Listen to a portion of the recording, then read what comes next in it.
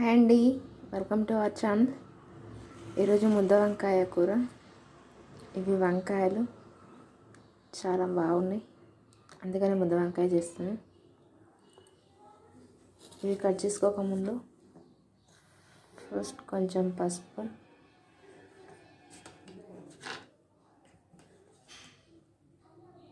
కొంచెం సాల్ట్ వేసుకొని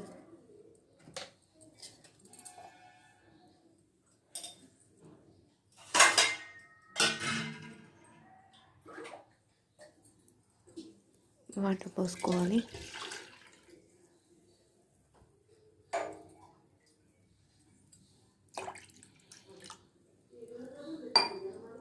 ఇప్పుడు ఇలా కట్ చేసుకుంటూ